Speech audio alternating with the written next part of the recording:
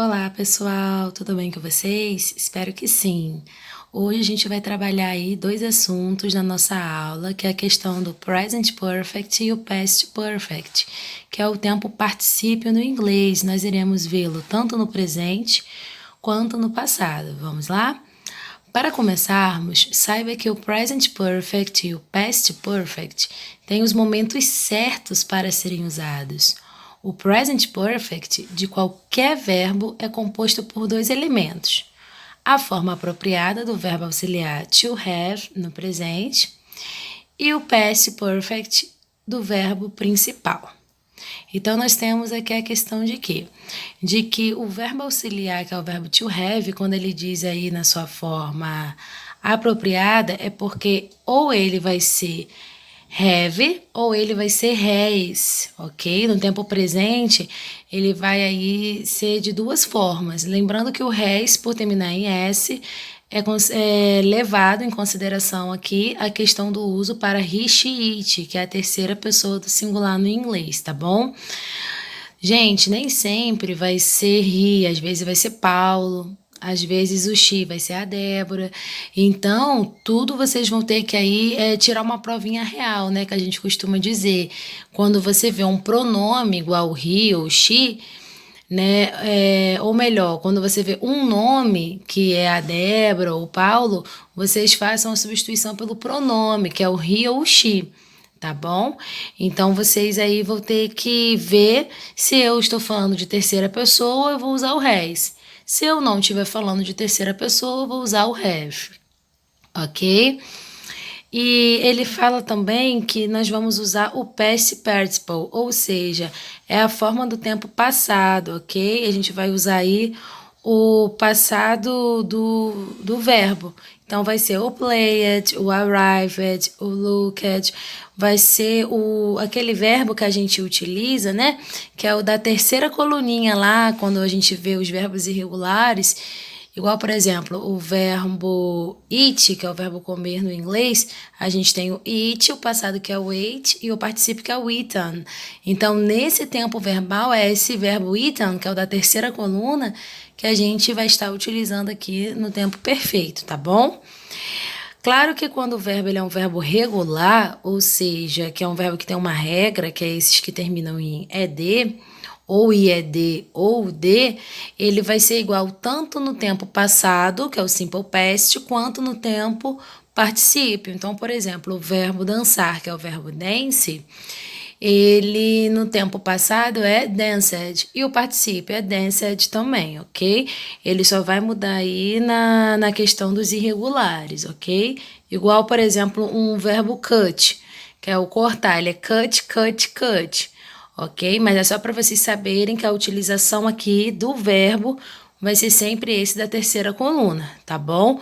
Para o aluno não olhar o loved e achar que ele ali tá no passado simples, não tá?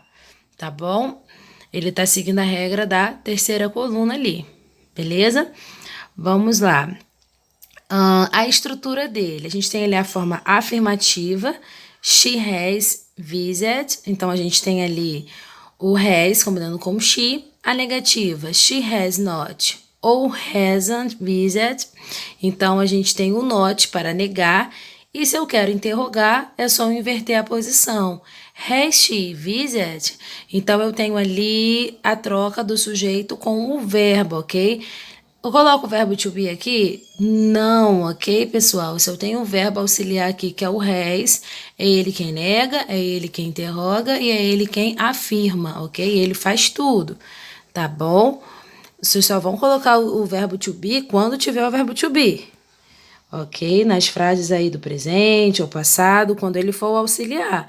Agora, nesse tempo aqui, que é o tempo perfeito, o particípio, não, vocês vão manter aí a estrutura do tempo particípio, tá bom? Nada de colocar do, does, did, isso aí é presente e é passado. Agora é o momento do tempo particípio, do tempo perfeito. Então, não confunda os auxiliares para vocês fazerem aí as negativas e interrogativas, tá bom? Até porque também não tem o porquê da gente fazer essa confusão, porque se já tem ali na frase o has, é ele quem vai me servir para tudo, para negar, para interrogar, né? Se eu tivesse, por exemplo, o verbo to be numa frase no presente, o are, é ele que quer me servir para negar, interrogar, então eu já vou utilizar aquilo que já tem dentro ali da minha frase, ok? Não tem por que vocês ficarem anexando outros itens, tá bom? É só porque realmente às vezes acontece um equívoco da parte nossa em relação a isso, né, dos alunos, tá bom? Então por isso aí que eu estou passando para vocês essa informação, beleza? Vamos lá. O present perfect, ele é formado com o verbo have no present, que é o have ou has, né? Conforme eu falei com vocês, vai depender da pessoa, seguido por um verbo no particípio passado, que é o da terceira coluna. I have worked there for years, né? Então, eu trabalho lá por anos. We have helped them since they got there here. She has lived here since she was a kid. He has studied English for 2 years now. Então, o que a gente consegue observar aí nessas frases, né? Observem aí que na ação do tempo presente dá uma ideia de continuidade. Vocês conseguiram observar isso? Por exemplo, eu trabalho aqui por anos, provavelmente eu ainda trabalhe, né? Nós ajudamos, ou melhor, nós os ajudamos desde que nós estávamos aqui também, ou seja, ainda continuamos ajudando a essas pessoas. Ela mora aqui desde que era uma criança, então certamente ela ainda mora. Ele estuda inglês por 2 anos agora, então ele certamente continua aí nos estudos do inglês, tá bom? Então vocês observaram aí essa questão do present perfect, ok? Que é uma ação que tá aí com os auxiliares have ou has, tem a estrutura ali do verbo no passado, que no caso é o particípio, mas que está dando uma ideia de uma ação que aconteceu lá no passado, mas que está envolvendo o meu presente, ok? Enquanto o past perfect, ele é formado com um verbo have no passado, que é o had, seguido por um verbo no particípio passado. Pessoal, essa questão aqui do verbo no particípio passado, o had, ele é igual para todo mundo. Lembram que o passado, assim como o passado simples, como o verbo worked, é worked para todas as pessoas? Pois é, aqui nada difere, tá bom? É a mesma coisa, vai ser o had para todo mundo, inclusive para he, it, inclusive para he, it, tá bom? Passado não muda para ninguém, não dá para voltar, ok? Igual para todos. Então vamos lá. I had worked there. Então eu trabalhei lá. They had helped us. Eles nos ajudaram. She lived here. Ela morou aqui. She had studied English. Então ele estudou inglês. E vamos lá. Uma coisa importante que a gente tem aqui para ressaltar é que a questão do tempo do past perfect é uma ação que está no passado, né? Geralmente, gente, ela é uma ação que antecede, ou melhor, ou ela pode anteceder, mas é mais comum ela vir após uma ação que já ocorreu no passado, ok? Então, eu poderia dizer que enquanto eu estava no banho, né, a minha mãe chegou. Então, observe que são 2 ações, né? O estava e chegou.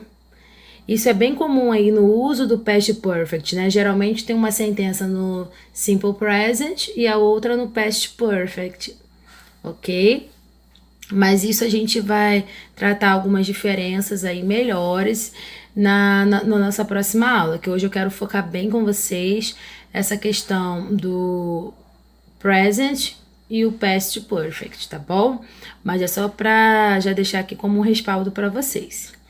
Então, no que diz respeito à formação do present perfect e o past perfect, não há muita confusão, como vocês puderam ver, né? Afinal, basta prestar atenção ao verbo have. Se ele estiver no presente, have ou has. Aí a sentença, com certeza, vai estar no present perfect. Se estiver no passado, que é o had, a sentença estará no past perfect, ok? Então, tudo aí vai depender do meu contexto, tá bom? para vocês saberem quando utilizar um e quando utilizar o outro. A dúvida maior é quando usar o Present Perfect e o Past Perfect. Então, vamos descomplicar, ok? O Present Perfect é um tempo verbal com vários usos. Infelizmente, na língua portuguesa, nem sempre encontramos um equivalente exato para ele. Logo, a melhor maneira para aprender o uso do Present Perfect é usando a língua inglesa. Você vai falar coisas erradas, mas se for esperto e observador, com o tempo aprenderá o jeito certo e passará a usá-lo naturalmente. Já o Past Perfect é usado para descrever uma ação que aconteceu antes de outra no passado. I have studied English before going to the USA. Então, eu tinha estudado inglês antes de ir para os Estados Unidos. Observe ali uma ação que está vindo anteriormente a outra, né? Então, nós temos ali o before. Quando vocês verem essas palavrinhas que é o before, o after, o already, o yet, é considerado aí do tempo present ou, dependendo, né, do past perfect, ok? É considerado aí do tempo perfeito no inglês, tá bom? Quando vocês verem essas palavrinhas-chaves, elas estão envolvendo o tempo particípio, tá bom? Assim como a gente tem o tomorrow, next week, que é o futuro, a gente tem o already, o after, before, que indicam o particípio, tá bom? Contextualizando. Está correto dizer I had studied English for 10 years? O que vocês acham? Será que sim? Se sim, qual seria então a diferença para o I have studied English for 10 years? Sim, está correto para quem disse, ok? Então, eu posso dizer I have studied English for 10 years. No entanto, é preciso entender que precisamos de contexto para deixar bem claro que esta ação aconteceu antes de outra ação no passado. Vamos ver? So, when you came to US in 2003, you knew some English already, right? Então, eu perguntei o quê? Que quando você veio para o US, né, em 2003, se você, o quê? Já sabia o inglês. Será que sim? Yeah, I had studied English for 10 years. Então, a pessoa disse o quê? Que sim, que ela já estudou, né, o inglês aí por 10 anos. Então, no diálogo acima, temos o quê? O contexto. O fato da pessoa ter ido morar nos Estados Unidos também está claro quando a ação aconteceu, em 2003. Então, aqui a gente tem dois momentos, né? Quando a pessoa ela foi morar, observe ali que tem o came, que está ali no tempo passado. E nós temos ali depois a continuação, you knew some English already, right? Né? Olha ali o already ali também na frase ali para poder dar uma ênfase, ok? Qual é a diferença então? A diferença é que o I had studied English for 10 years está relacionado ao passado. Já o I have studied English for 10 years está relacionado ao presente. Como que eu sei disso? Por causa dos auxiliares. O had está no passado e o have está no presente. Ok? Então, como se a primeira frase, né, a gente traduzisse como eu tinha estudado inglês por 10 anos. Já na outra, eu tenho estudado inglês por 10 anos. Ok? Então, você vê aí a diferença de contexto, de momentos que aconteceram a determinada ação. Então, vamos à tradução do I have studied English for 10 years. Tem várias traduções, tá, galera? Pode ser estou estudando inglês há 10 anos, estudo inglês há 10 anos, faz 10 anos que estou estudando inglês, já tem 10 anos que estudo inglês ou eu tenho estudado inglês já há 10 anos. Então, vocês podem fazer a tradução literal, como do have, né, traduzindo como tenho mesmo, ou vocês podem adequar o contexto aí, mas lembrando que como está no have, a frase, obviamente, tem que ser traduzida no presente. Então, note que as sentenças acima estão relacionadas ao momento atual. Eu comecei a estudar o inglês há 10 anos atrás e continuo estudando. Portanto, em inglês usaremos o present perfect, beleza? Para encerrar, chamo a sua atenção para algo que deve ser sempre levado em conta nos estudos de inglês, o famoso contexto. No caso da diferença entre o present perfect e o past perfect, o contexto deixará claro qual deverá ser usado. O contexto é a peça fundamental para saber o que dizer e o que usar na hora de falar algo. Entenda que as línguas não se resumem às regras gramaticais e às palavras isoladas apenas. O contexto exerce um papel fundamental no aprendizado e ele deve ser sempre observado. Sem um contexto, tudo vira bagunça.